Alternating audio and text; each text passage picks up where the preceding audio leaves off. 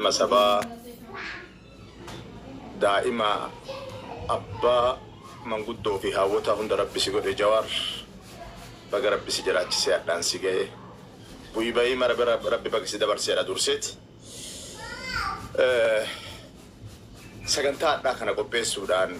قالتو ما يسنين جدا واني تاتي نما تاتي جدو المانومتين هاجنو مالقونا ريكا ليسا نراباتي كالي ولي الراباني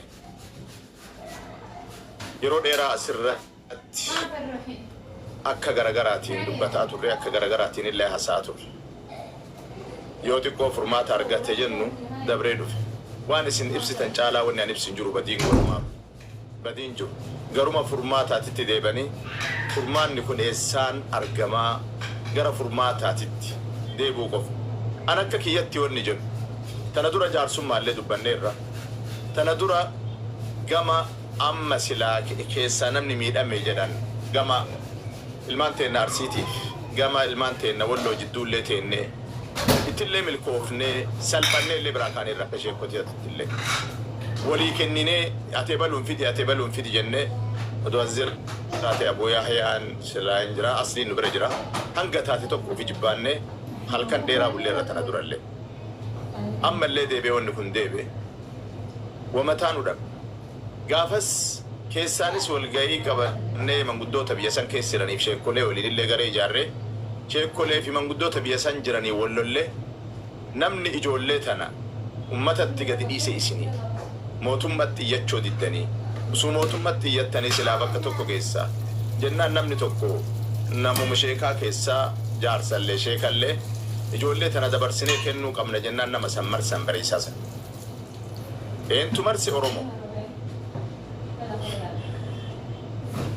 كدوارو إن إلمان رموت كبدي كانوا وجدارو إلمان رموت أما سركون كنا كتيت سجلتو كنا نابون دندا شفتها في ده هاتو بسونا في ده تاجلو مسارا في ده هاجبتو إيه سلة هاجراتو نمني ما تي الرابع يكابا ور الرابع يكابا ودو إساتو كاني ورسوني جدش إسان نما تقارب جدش سني رملي أدا akkuma ilmaan miskiinaa tuqaaran kana odoo namoota biroo tuqanii jiraatanii haatini abbaan isaanii nagaan biyya san keessatti jiraatan namni waliin dhiisu deemee hin beektan ummanni keenya akka Oromoo rabaa'inaan seera caalaa gosaan bulaa tureera gosaan bulallee gosaan wal kabajaa tureerallee wanna kanaan walii kaanaan cinni kun ammoo cita badaa ta'a deemke wanni sun siyaasa of keessaa qabaatte ergama biraa of keessaa qabaatte kana hunda ijoollimmaan haada kuttee maraatte waan namani yeroo awwala wanni kun taatee dunnuu taatee jenne yeroo lammataa ijoollimmaan maraatte jenne sadaffaan ammoo waan biraati takka nyaachoon akka lama nyaachoon akka gooruu muluu na jalaa fixee itti na argaa jedhan gowwaan bineessan hoolaa waan qabu muluu inni fixee jenna yeroo takka dogongoruun hin jira yeroo takka eenyu jechuun hin jira amman karama gabaabatti ilmaan tana tasirreessuu danda'u abboota isaaniiti isa lammaffaa obboleeyyan keenya akkuma reef obboleessi keenya Jawaar jedhan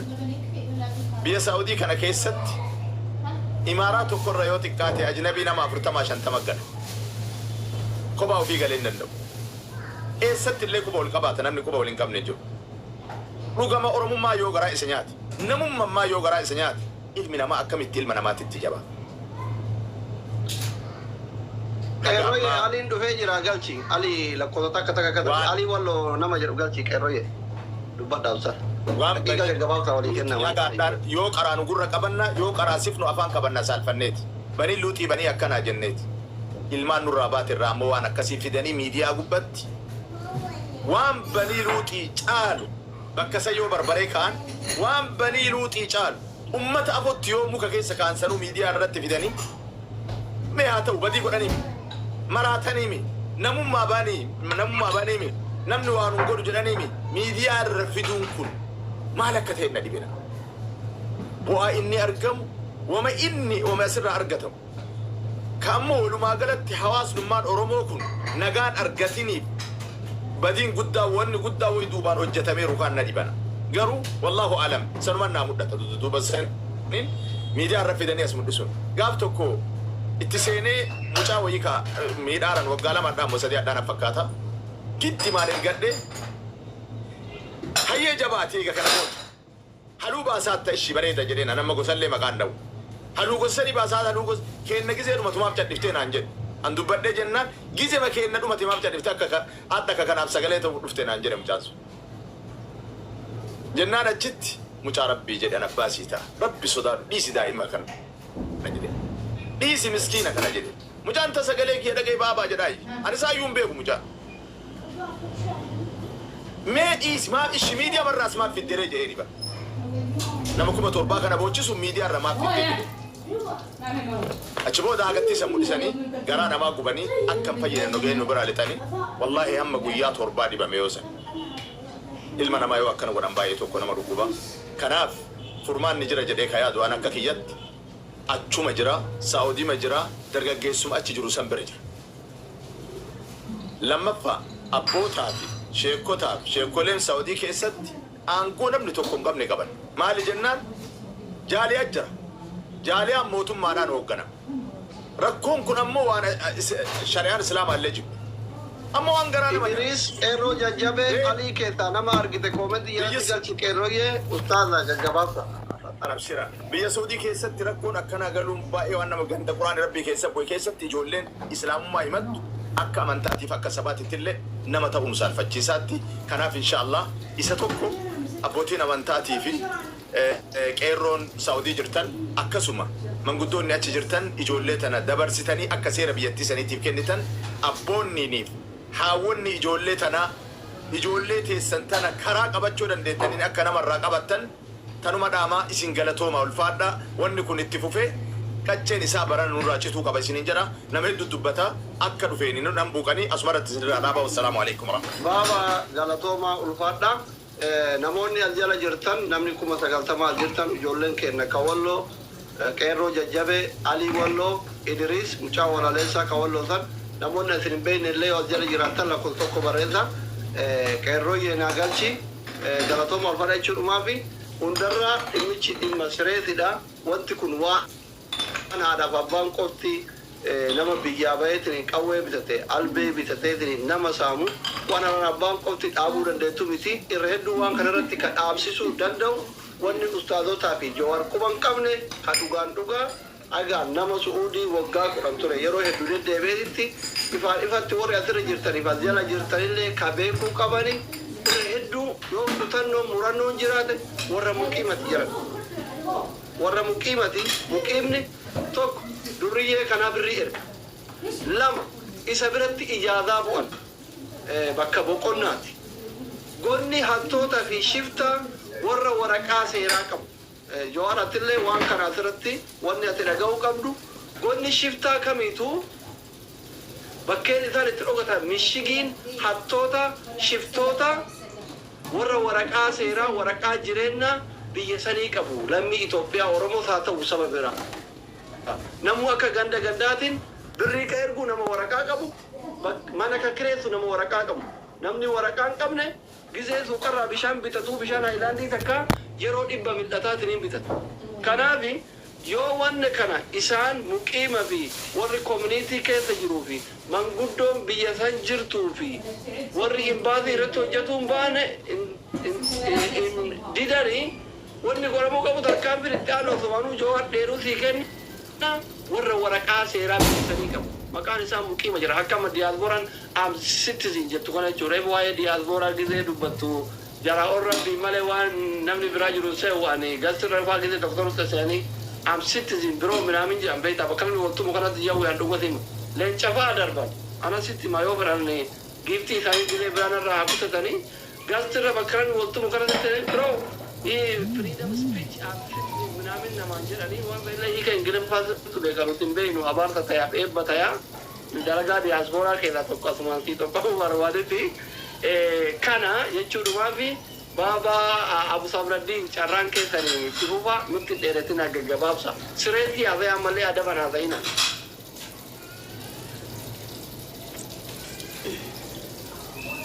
أزانات الليلة السلام عليكم ورحمة الله وبركاته. حواس بلا أقسما وبليس خين جوار محمد دبلتي هندي غيسلون فكجر تنتش نجيني سمبرا هاجرات ويجا جباب سيتو من كاسا وان أمان تنجولين تينيا بي أمبا خيست ولرت هجوتا جفتخنا أب سينا أبوتين إساني غرتي خليسة ولين كبساهن شيكانت أكا سبت أكا مندت اللي متى أوليك أبتني وجي كبساها ترانسل سينا أكا اللي سلا حجو تيودا لبن سينا سنكوين سنكا بندو نمني تكو غافا وابل ليسي فيجي غند جلغلو خطا جلغلو قصة جلغلو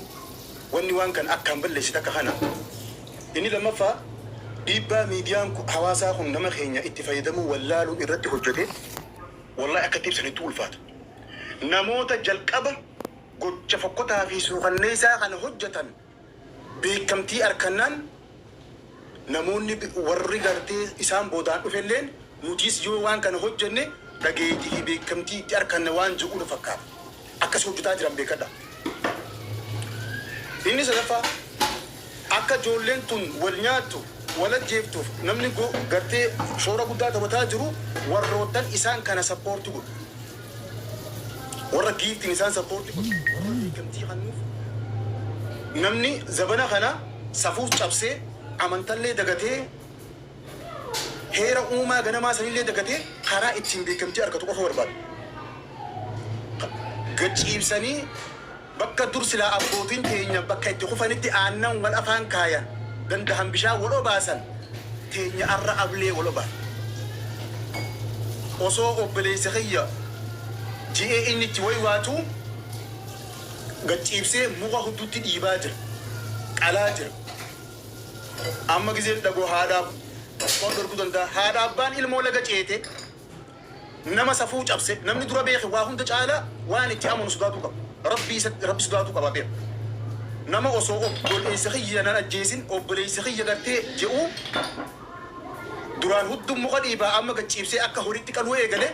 seenaa bar uummanni silaanu jibbuun jennee nuti halkanii guyyaa dhaadannoo itti godhannu nurratti hin hojjetin harmamuraa fi gartee aanolee fi kana hunda himachaa jiru caala osoo obboleessa kiyya jedhu gachiibsee qalu caalaa maaltu nama rifachiisa. Ilmaan abbaa tokko kutatti wal qoodee inumaa wanni kun baratamuu bira as kutee namni dhuunfaa tokko gaafa waa balleeyse fiigee gala kutatti isa baasuu baatu yoo gosatti gala ibidda balbalatti. Bobaa bananiiti jechuudha. Yoo danda'ame namni dhugatti irratti hojjetamuu qabu warra waan badii akkanaa kana dalaguuf karaa isaan ittiin galii harkatan san isaanii galii sirreessu taatu warroota biyya alaa jiru warra namoota kana gartee isaan sappoorti godhu giiftii isaanis haa ta'u warra uummata kana sappoorti godhu namni xiyyeeffannaa guddaa argachuu qabu. Namoota asaasa waan kanaa tahee jalqabbii waan kanaa tahee waan fokkotaa kana asirra gabbaase uummanni kunillee seeraaf akka dhiyaatu godhuun waan guddaadha. Inni biraa silaa balaan gizee dhuftee nama tokko miti hunda walitti qabataa amma gaafa gartee qaamni mootummaa waan kana nagartee fudhatee jee hanagaa ta'uu fi hanagaa hin ta'inillee walitti qabatee deemaani warri silaa biyya san jirullee duraan irraa hafte amma yoo qaama mootummaa hagee jiru taate hunda dalagee fuudhaachuu galaanni gaafa dhufe addaan hin laallatu waan ta'eef miskiinni dhugatti iddoo dararamu jira nama uumaan beeyyatu gartee iddoo dararamaa jira bakka waan kanaan gad dhuftee jala hin hafin jechuun barbaada inni biraa dhaamsinan dabarsuu barbaadu baqataan kaayiroo keessa jirulleen namni as jiru ijoollee teenya dabalatee dubbachuu hin danda'anii seerri biyya kanaa ammaa taadha moor caalaa infoormeeshinii beekte jeetii yaada rakkoo asirra taa'ee aan dubbachuu hin dandeenye investigeet gootee baruu dandeessa hawaasni keenya keessa jira. Rakkataan baqataadha. Baqataan dhugatti juwaar keenya baqataan sheekkan biyya kanarra jirurraa eegalee irraan hidhabiin bultiin shayni hin hidhabillee hin jiru dhugaanaa himee ofe. Waan kana akka hojii manatti nu qabadhu hadaraa hin dagatin imaana. Baqataan dhugatti rakkoo hamaa keessa takkaa amata kudhanii amrii akka baranaa nagarree salaata masgiida geeffachuu dadhabne. يوم تدري الرابع اللي نوف كل شيء دبيت أنا نجباننا نخلي سينجيه قالت تومي خلينا نشوف بعدا بقى قد شفتني دكتور أسلي فانس وان كان galatoomaa ulfaadhaa ustaadha rabbi sinaa kabaju kabajama sa'aatii kanaan uummata keessatti polotikanyaa kenna raajiidha isinumaa fi ijoollee waloo irra deebi'a namoonni akka Ali mucaa walaleessaa akka suudii kana jiru qeerroo jajjabe Ali walloo boksii naa gootee turte agammaan agarreen koomentii naa godhii warri si galchaa ijoollee waloo lafa tokko barreessaa galatoomaa ulfaadhaa raajii Raajii dubbataa raajiin haa dubbatu raajiin anaanii gaaffii qabaanii gaaffii sana akka walitti qabee raajiin gaaffii qabaatee Jawaar walitti qabee kan deemsuu barbaada. Galatoom raajii tuuti ijoollee waloo lafa tokko naa barreessaa. Raajii tuuti. Gari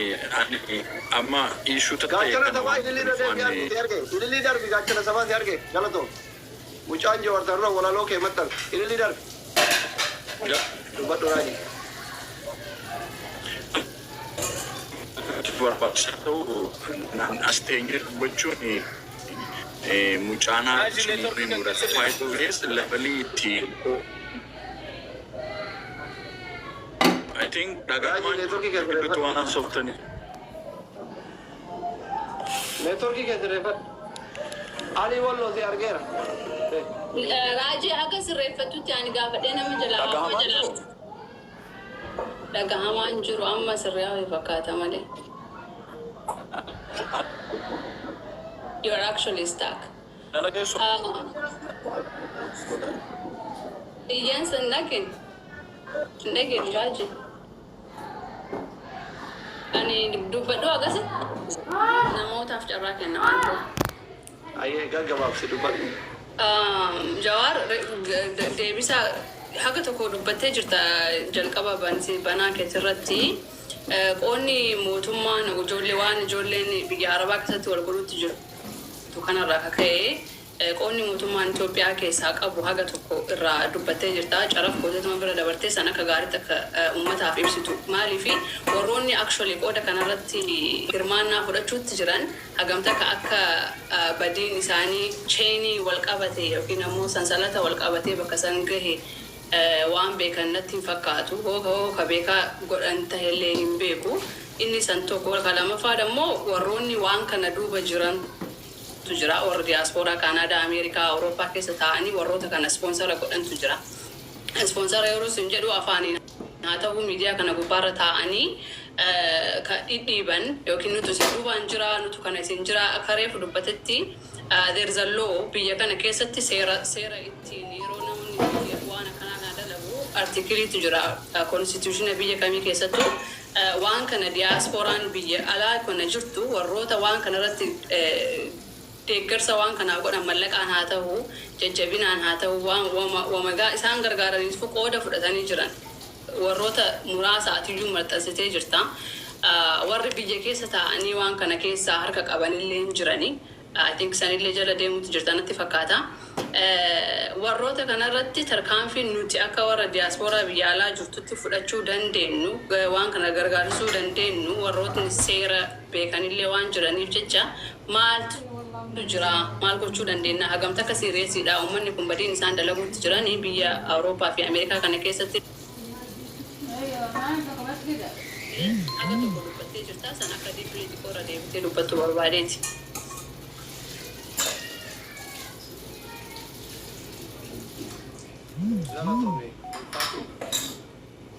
Umara deebtaa moomu deebtaa na biraatti carraa kennu jawe. Raajii naa dubbatu eegalee waan tureef raajii naa dubbatu umarratti walitti qabanii jedha. Raji dubbadhu neetworkii yoo sirreef. Raji.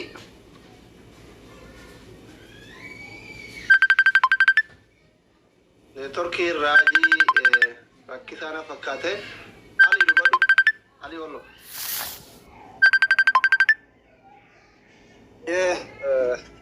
Assalamu alaikum warahmatullahi wabarakatuh. Baga nagaan nu eegdanii. Asumaan galatoomaadha nu kabajanii gartee Waan akka muuziqaa ofirraa cufee yoo sirreeta. noona bira miti raajii bira na fakkaata. Aye. Na kabajamoo fi jaalatamoo obbo Jawaar galatoomaa isinillee asitti argamuu keenyaaf hedduu itti gammanna. Wanni amma deemaa jiru kun egaa akkuma beekamu waan hunduma keenya nama yaachisu. Waan ilmi namaa ilma namaa irratti raawwachuu hin dandeenye garaa jabummaa irraa kan ka'e. Wanni kun egaa irra deddeebiidhaan hedduu daangaa darbee jira. Dhimma kanarraa dubbachuun keessan barbaachisaadha. Mee asirraa reegaa insha Allah waan jettan yookaan waan irraa gaafii nu gaafattan insha Allah walumaan dhageenya. Isin dhaggeeffanna reetti qabu.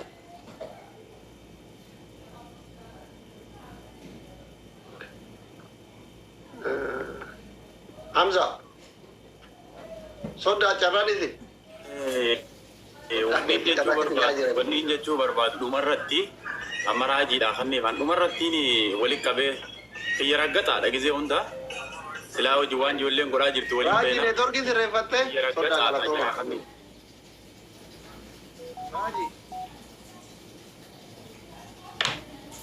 Raajii. Naanna dhageessu asli amma.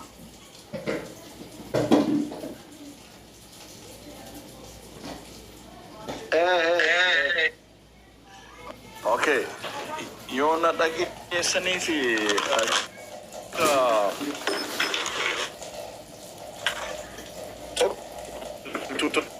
tuusaa ta'uu kan sadarkaa asirratti iddoon dubbadni wanta gaaffii tokkoon Jawaariif kaasaa kan biraan foormeeshiniin kenna. Wanti guddaan isin hubachuu qabdanii wantoonni gahee dhuunfaa namoota garaagaraa gandummaatti hidhuu wantoonni garaagaraa akkuma jiranitti ta'eeti wayi tokko waan isin beekuu qabdanii kana keessaa mootummaan harka qabaachuun irraanfatina. Mootummaan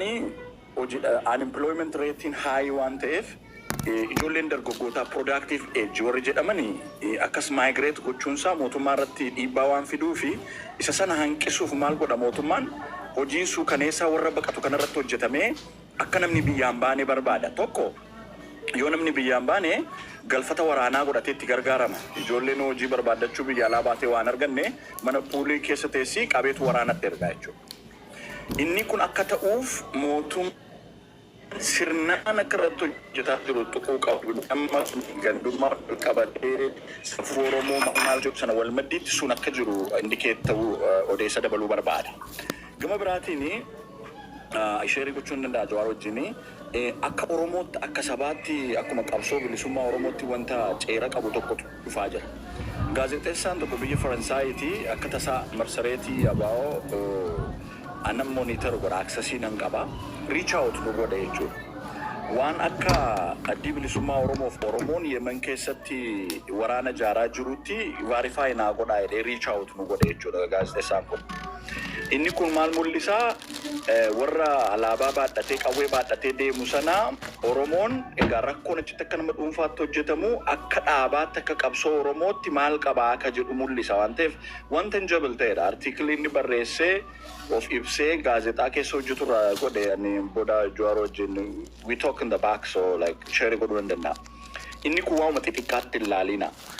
Waan Muhammad Hussein yookiin gammachuu lalisaa qofa tuqee deemu miti akka miiliyoona 60 rakkoo keenya ta'uu akka sanatti hubadha. Gama biraatiin abbootiin keenya biyyoota giddu galeessa bahaa fi kaaba Afrikaa keessatti legacy gaarii nuu ba'anii abbaa keenya jaarraa abbaa gadaa kaasiiti waaqoo guutuurraa kaasiiti warri lubbuun jiran Xahaa Abdiifaa biyya Sooriyaa keessatti the first foreign OLF officing kan baname Sooriyaa keessatti ani bobbaasaafaa kana Eertiraatti wajjin ta'ee haasa'eera. Liibiyaa dhaqanii jalqaba qabsoo kanaaf gaafa waa kadhatan waan jedhaman qabu. Oromoon qabsoon isaas Oromoo akka sabaatti safeeffannaan isaas iddootti legacy gaarii qabudha. Isa kana balleessuu warri barbaadanii fadhaa yoo jedhan mootummaa qofaatti ta'uu jira. Yaadattu yoo ta'e bashoofni warri kaabaa Oromiyaa balaaleffatan yeroo ijoolleen Walloo fi tokko walitti bu'anii marsareetti deemaa ture maal akka godhaa turan ijoollee Habashaati jechuudha. Ofii kanneen nama isaanii ajjeesanii Oromootti sin ajjeesu jedhaa ture. Inni heart of stakeholderii kan akka ta'e godhaa.